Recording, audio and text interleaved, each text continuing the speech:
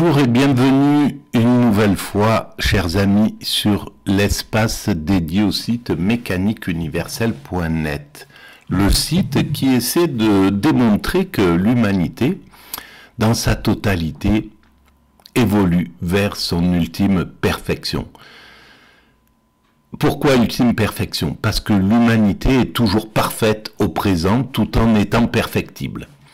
Là, au point où elle en est, par exemple, on est en 2025, début 2025, bon, selon le calcul que l'humanité a mis en place, hein, parce que pour un primate naturel, nos cousins desquels nous sommes issus, 2025, ça veut rien dire.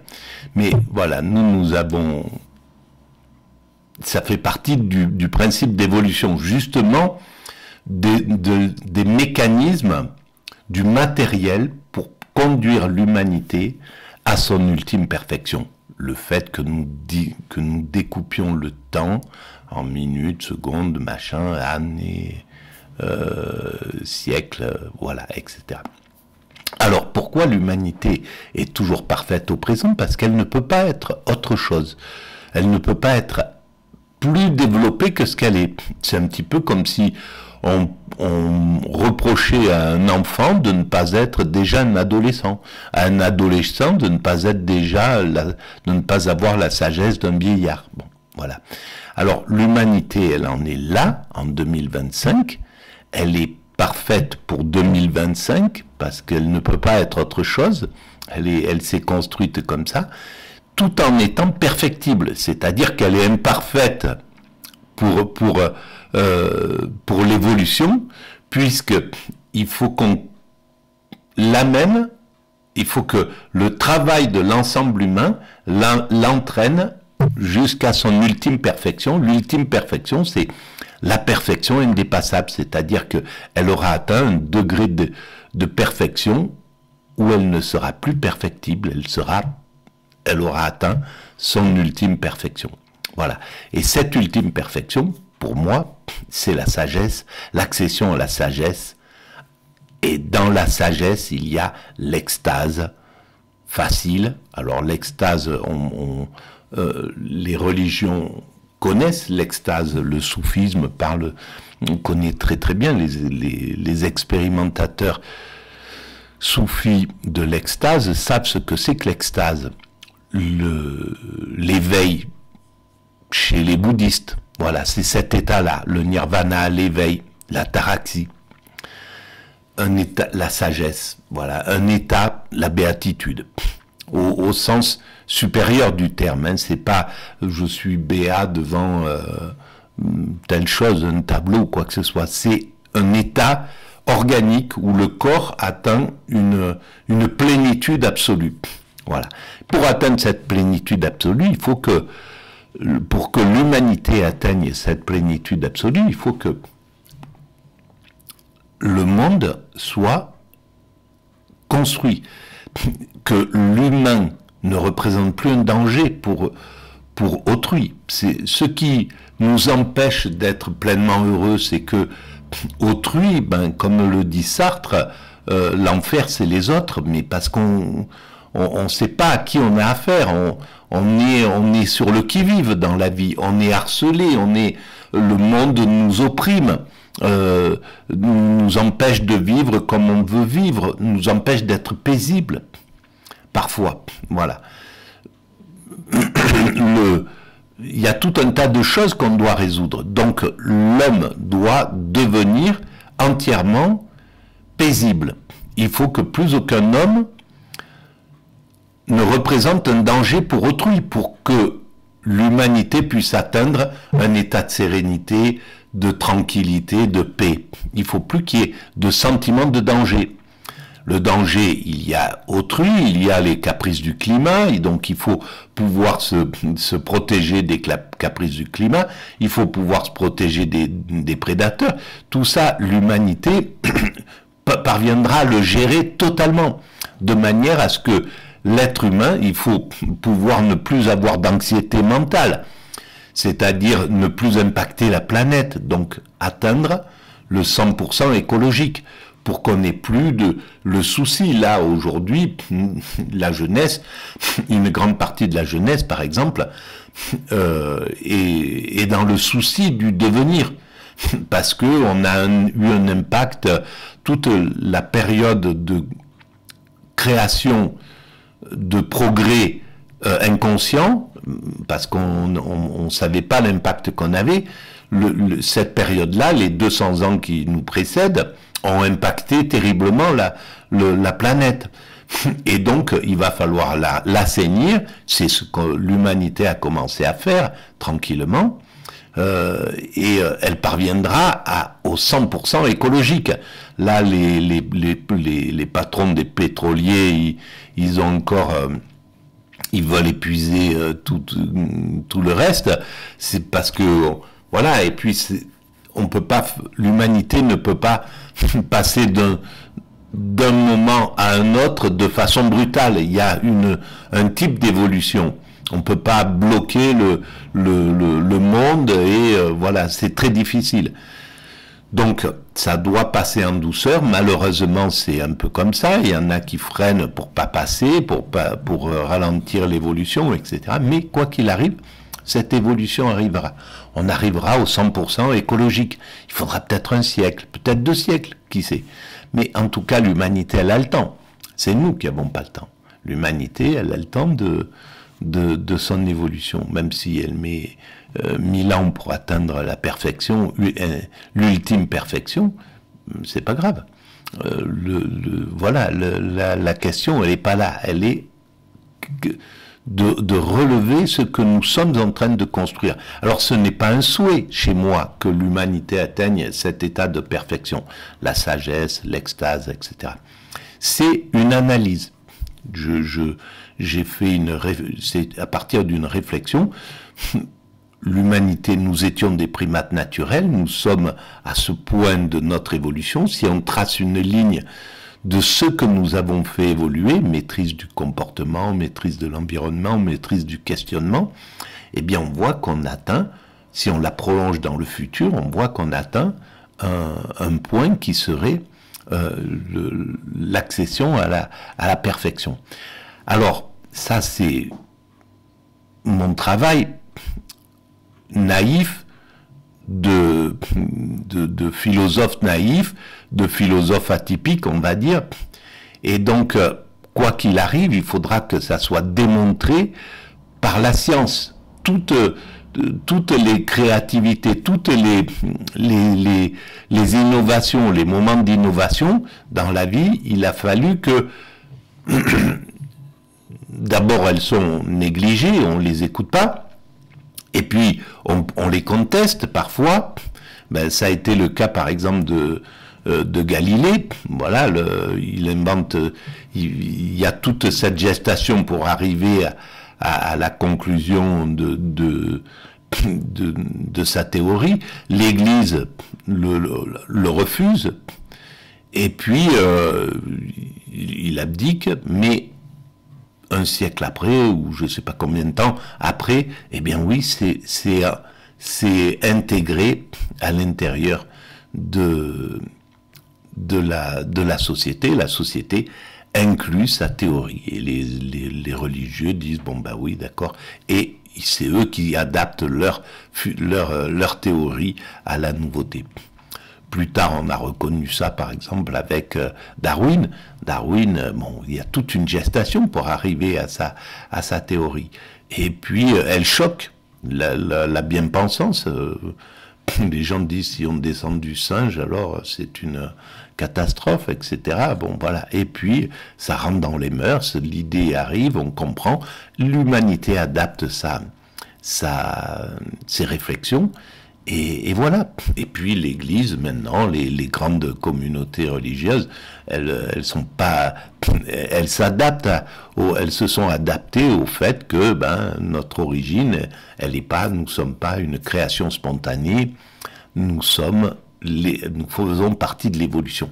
Et ça ne change rien, ça n'enlève pas l'idée qu'il peut y avoir du divin, qu'il y a un principe créateur. Sur ma théorie, parce que moi je pense qu'il y a un principe créateur,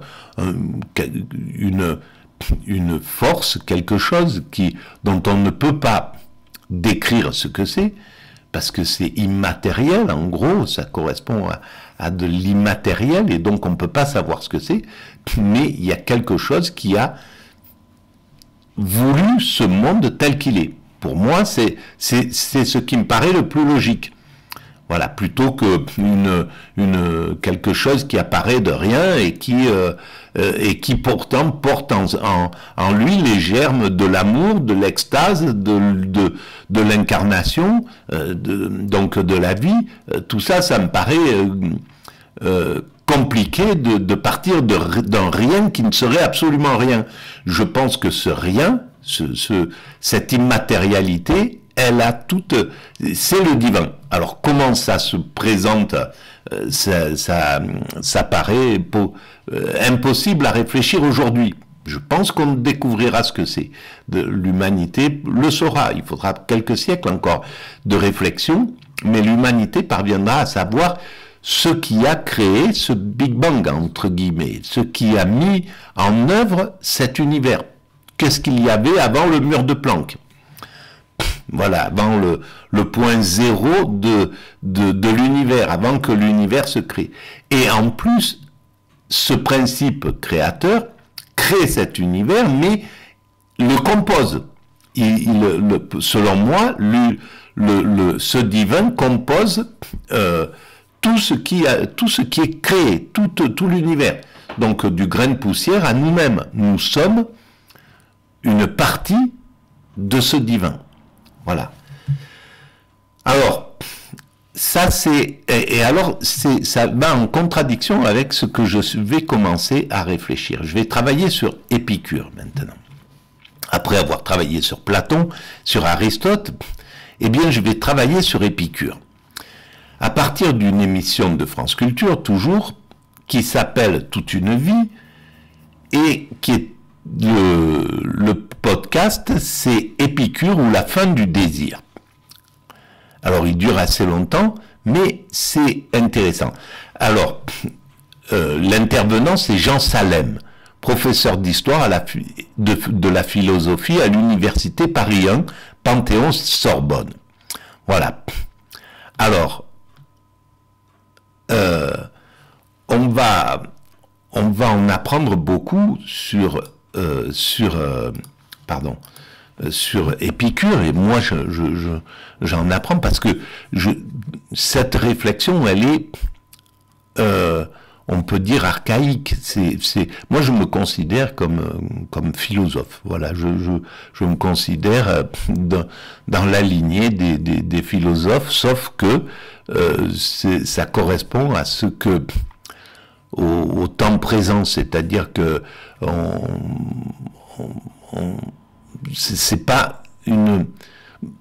c'est une philosophie naïve, c'est pas une philosophie d'universitaire, donc je n'ai pas les qualités de l'universitaire, je n'ai pas les moyens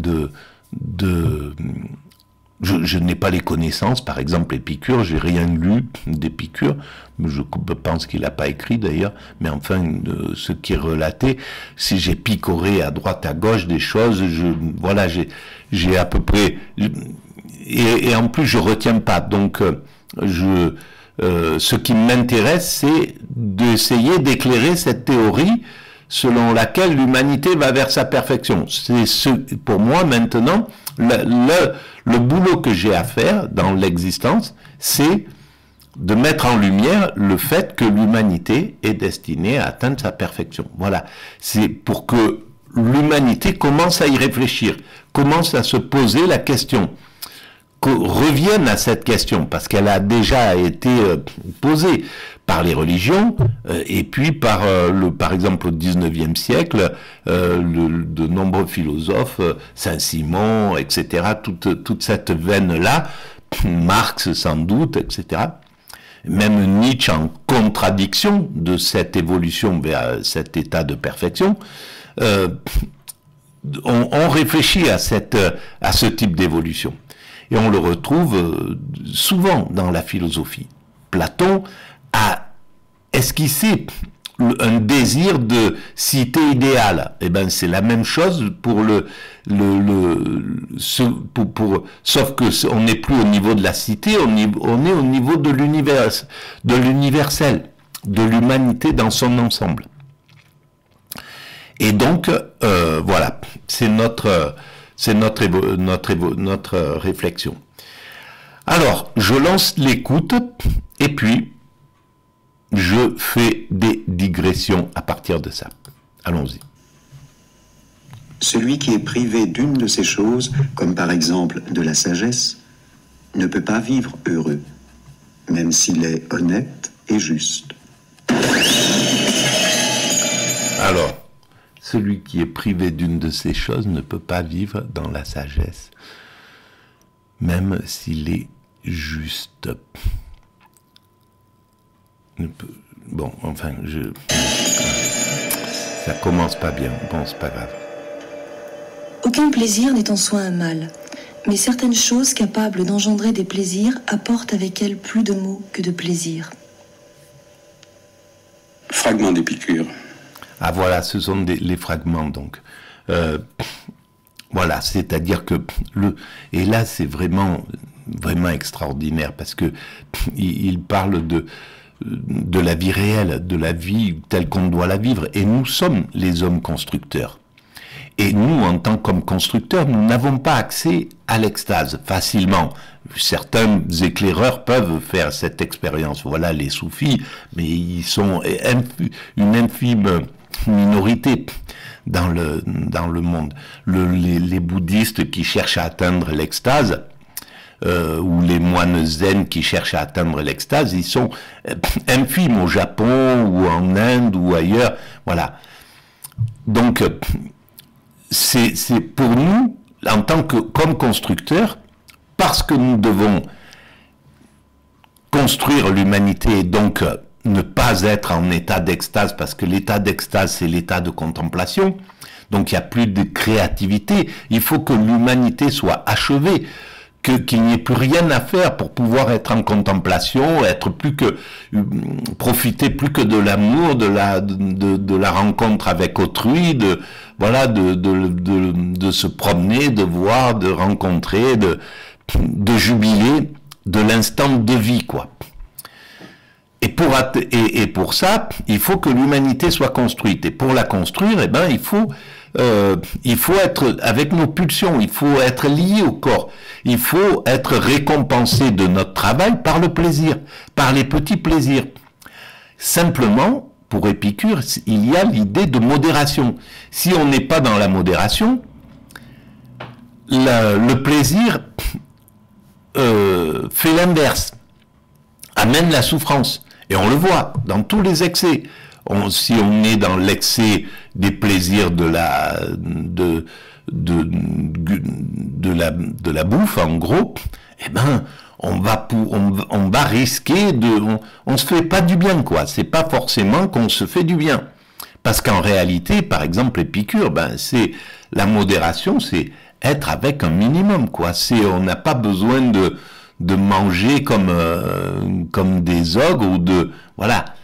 C'est quelque chose qui est très subtil. Alors c'est un petit peu ça d'ailleurs, la cuisine sans doute le pointue contemporaine, voilà, c'est pas une question de profusion, c'est une question de goût. Mais donc ça doit rester dans la modération. Pareil pour la sexualité. Si on est dans l'excès de la sexualité, on finit par en souffrir. Si on est dans l'excès, si on aime le vin, le goût un peu de l'ivresse de temps en temps, c'est une chose. Si on tombe dans l'alcoolisme, c'est une souffrance. Pareil pour toutes formes de plaisir. Voilà. Et donc, on n'a pas le droit à l'extase, mais on a droit au plaisir, le plaisir est bon, et Épicure a raison dans ce sens-là, et les hédonistes ont raison, les philosophes hédonistes comme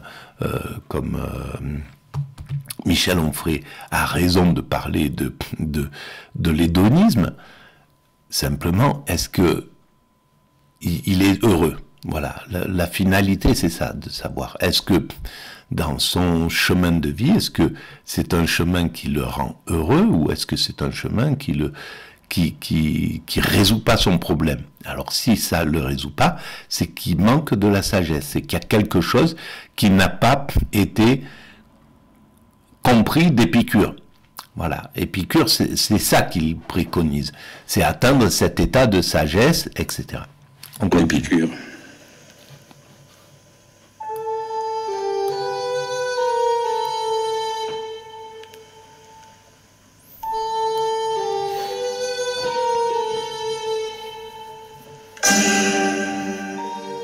Dès ici-bas, il existe une vie bienheureuse.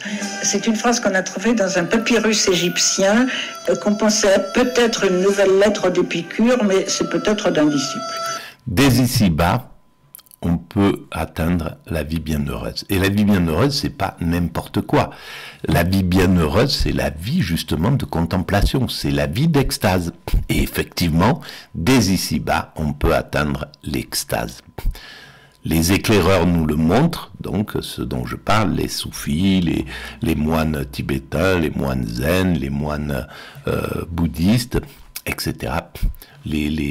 En Inde, ceux qui vouent leur vie à la contemplation, etc. On peut donc atteindre la vie bienheureuse. C'est la vie c'est cette existence à ce niveau-là des choses. Selon moi, hein, c'est comme ça que je l'interprète. Après, la vie heureuse, au niveau ordinaire du terme, on peut l'atteindre. Et c'est ce que chaque être humain, d'ailleurs, cherche à atteindre. Il fait son travail, il fait sa vie, mais ce qu'il veut, c'est être paisible, avoir une vie tranquille, qu'on l'embête pas. D'accord, je veux bien sacrifier 8 heures de ma vie à travailler pour la collectivité, l'humanité, mais après, je veux pouvoir profiter du bonheur avec ma femme, avec mes enfants, avec mes amis, etc., etc. Voilà ce que recherche l'homme, et c'est le plus logique, c'est l'intelligence populaire. Voilà, c'est le bon sens populaire qui est à l'œuvre là-dedans. Peut-être d'un disciple.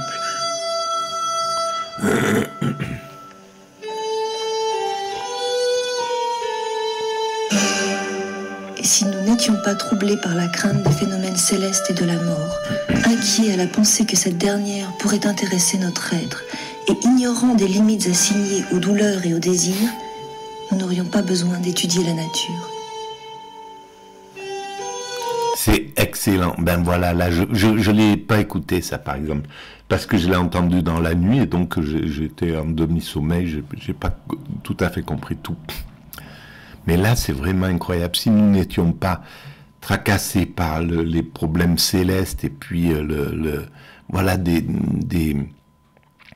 questionnements, des interrogations, qu'est-ce qu'il y a après la mort, etc. Toutes ces choses qui nous empêchent d'être pleinement heureux. Eh bien, c'est ce que une partie de l'humanité cherche à résoudre. Les physiciens cherchent à savoir qu'est-ce que, si on est en train de faire la carte, des physiciens font la carte de répertorier tous les objets qu'il y a dans le ciel pour pouvoir prévoir s'il y a une possible catastrophe etc., etc. Dans 100, 200, 300 ans, l'humanité aura la conscience tranquille avec tout ça. Elle saura exactement ce qu'il en ressort. Elle aura répondu à la question, qu'est-ce que c'est qu'est-ce qui se passe? Pourquoi il y a la mort? Et sur la mécanique universelle, j'essaie de démontrer que, selon moi, on meurt toujours dans l'extase. La mort, c'est le passage à travers l'extase. On est obligé de tomber à un certain moment dans l'état d'extase. C'est une obligation. Et l'état d'extase, c'est un état de sérénité absolue. Il n'y a plus de crainte, il n'y a plus rien, il n'y a plus de peur, il n'y a plus d'angoisse dans cet état-là. Donc, il y a un moment où, dans la mort, l'homme rencontre justement l'amour absolu. Parce que l'extase, c'est l'amour absolu. c'est comme ça que je le définis. Donc, ça, l'humanité va le travailler. Pour l'instant, c'est qu'une intuition comme ça, c'est qu'un travail de réflexion, mais c'est une analyse, on va dire, mais ça sera, il y aura des électrodes, des voix, voilà, ils vont travailler sur cette chose-là, et ils vont pouvoir rassurer l'humanité. Parce qu'en fait, qu'est-ce que cherche à faire l'humanité? C'est à se rassurer, c'est à faire tomber les angoisses, à faire tomber les peurs, pour pouvoir jubiler de l'instant présent. Et ça, ben, c'est ce qu'on cherche à éclairer. Alors, il y a ceux qui travaillent pour éclairer de qu'est-ce qu'il y avait à l'origine de l'univers, d'autres qui cherchent à éclairer qu'est-ce que c'est que la matière, d'autres qui cherchent à éclairer, etc., etc., d'autres qui organisent le monde pour que ça soit pas le chaos, qui ramassent les poubelles, qui travaillent à produire des produits pour qu'on mange, d'autres, etc., etc. Toute l'humanité est organisée comme ça. Sauf que, comme on n'est pas conscient de ce qu'on fait, on n'est pas conscient qu'on travaille tous à une œuvre collective, eh bien on travaille par antagonisme, parce qu'on n'est pas dans le collectif. Mais ce collectif, il va arriver. L'humanité va bientôt, on sait maintenant qu'on appartient à une humanité entière, que tout être humain appartient à la même famille, en somme. Et donc là, on dépassera les antagonismes, etc. Mais il fallait le prendre comme ça. Voilà, je vais arrêter là pour cette première vidéo d'introduction. Merci de votre écoute et je vous dis à très bientôt.